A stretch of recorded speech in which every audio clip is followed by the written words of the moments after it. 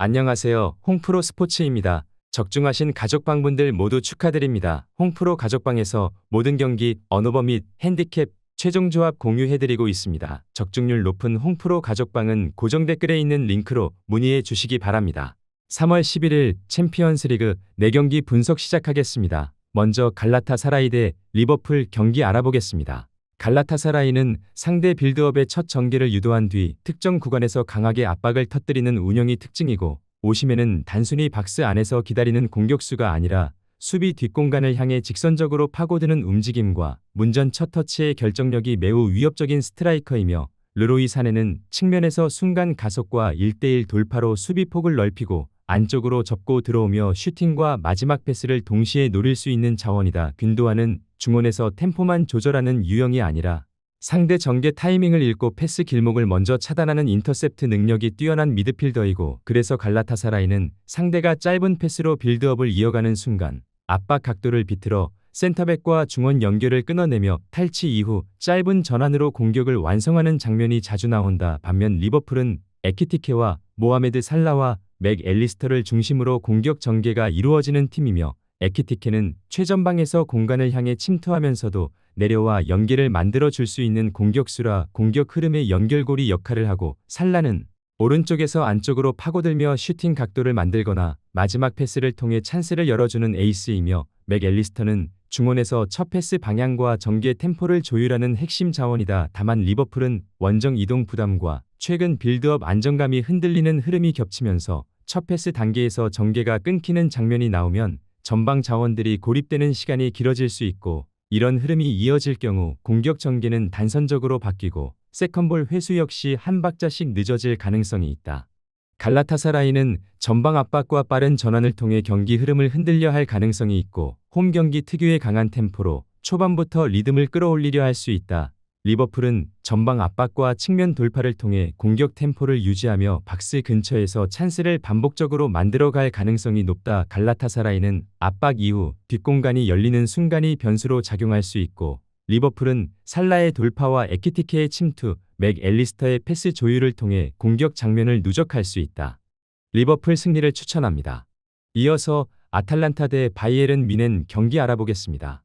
아탈란타는 전방 숫자만 세우는 팀이 아니라 중원과 이선이 안쪽 통로를 연속적으로 점유하며 상대 블록을 흔드는 전개가 특징인 팀이고, 크리스토비치는 박스 안에서 버티는 힘과 짧은 슈팅 타이밍이 좋아 문전에서 한번 공이 떨어지면 빠르게 마무리로 연결할 수 있는 스트라이커다. 데케텔라에르는 좌우와 중앙을 유기적으로 오가며 공을 받아주는 능력이 좋고, 좁은 공간에서 턴과 연계 플레이로 공격의 결을 살려주는 자원이다. 에데르송은 중원에서 왕복 활동량과 압박 저항 능력이 좋고, 공을 잡은 뒤 전방으로 찔러 넣는 패스의 결이 살아있는 플레이메이커형 미드필더다. 그래서 아탈란타는 상대 중원 간격이 벌어지는 순간 하프 스페이스를 강하게 찌르며 최종 수비 라인을 흔드는 장면을 자주 만든다. 특히 데 케텔라에르가 내려와 받아주고 에데르송이 안쪽 채널로 전진하거나 반대로 에데르송이 먼저 전개축이 되어 전방으로 찔러 넣는 흐름이 맞물리면 공격의 날이 더 서게 된다. 여기에 크리스토비치가 최종 수비 라인을 등지며 버텨주거나 박스 안으로 먼저 파고드는 움직임을 가져가면 상대 센터백의 판단이 늦어질 수 있다.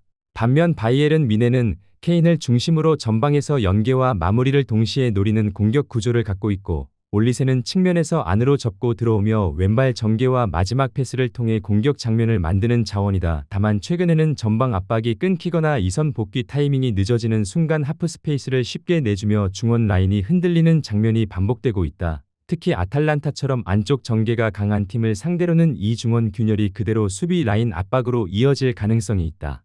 아탈란타는 홈에서 압박 강도와 전진 속도가 살아나는 팀이고, 상대 중원 간격이 벌어지는 순간 안쪽 채널을 집요하게 공략할 가능성이 높다. 바이에른 뮌헨은 케인과 올리세를 통해 공격 장면을 만들 수 있지만 최근 중원 압박이 느슨해질 때 하프 스페이스를 쉽게 내주는 흐름이 변수다. 아탈란타 승리를 추천합니다. 영상은 잘 보고 계신가요? 핸디, 언오버 및 최종 조합 공유받아 보실 수 있는 가족방 입장 방법 알려드리겠습니다. 첫 번째로 영상 하단의 댓글을 클릭해 주세요. 두 번째로 댓글에 링크를 클릭해 주세요. 마지막으로 채팅 참여하기 후 메시지 주시고 답장 기다려 주시면 됩니다. 나가기 하시면 가족방 입장 시켜드릴 수 없습니다. 언제든 편하게 문의 주시기 바랍니다. 이어서 뉴캐슬 유나이티드 대 바르셀로나 경기 알아보겠습니다. 뉴캐슬은 중원에서 전진 패스 타이밍이 얼마나 정확하게 맞느냐에 따라 공격 완성도가 크게 달라지는 팀이고, 볼테마드는 박스 안으로 파고드는 움직임과 문전 마무리 감각은 갖추고 있지만 전개 패스가 늦어지면 등을 진 채 받는 장면이 많아지며 공격 템포가 끊길 수 있다. 고드는 측면에서 직선적인 가속과 안쪽 침투로 수비 라인을 흔들 수 있는 자원이지만 중원 전개가 늦어지면 이미 정렬된 수비를 상대로 1대1 돌파를 반복해야 하는 구도가 만들어질 수 있다. 토날리는 중원에서 방향 전환과 전개 템포를 조율하는 핵심 자원이지만 최근처럼 전진 패스 타이밍이 맞지 않으면 공격 흐름이 중간에서 끊기며 상대의 수비가 정렬할 시간을 벌게 된다. 그래서 뉴캐슬은 공을 점유하더라도 전개 타이밍이 어긋나면 공격이 단선적으로 바뀌고 역으로 전환 수비 부담이 커질 수 있다. 반면 바르셀로나는 공을 오래 소유하는 것보다 탈취 이후 전환 속도와 침투 타이밍이 더 위협적인 팀이고, 페란 토레스는 박스 안에서 움직이며 짧은 타이밍에 슈팅 각을 만드는 능력이 좋은 공격수다. 라민 야말은 측면에서 단순히 개인기로 승부하는 자원이 아니라 역습 상황에서 빠르게 템포를 끌어올리며 가장 날카로운 패스 방향을 선택할 수 있는 공격축이다. 다니 올모는 하프 스페이스와 박스 외곽을 오가며 연계와 침투 타이밍을 동시에 살려 공격 연결 고리 역할을 한다. 그래서 바르셀로나는 공을 탈취한 직후 라민 야말의 전개와 올모의 안쪽 연결, 페란 토레스의 박스 침투가 이어지며 상대의 수비가 정렬되기 전에 결정 장면을 만들 수 있는 팀이다. 뉴캐슬은 중원 전진 패스 타이밍이 어긋나는 순간 공격 흐름이 끊기며 상대 수비가 정렬할 시간을 내줄 가능성이 있고, 바르셀로나는 전환 속도와 침투 타이밍을 활용해 그 순간을 역습으로 연결할 수 있는 팀이다. 뉴캐슬은 공격 템포가 늦어질수록 역으로 수비 전환 부담이 커질 수 있고, 바르셀로나는 라민 야말의 전개와 다니 올모의 연결과 페란 토레스의 침투를 통해 결정 장면을 만들 가능성이 높다. 바르셀로나 승리를 추천합니다.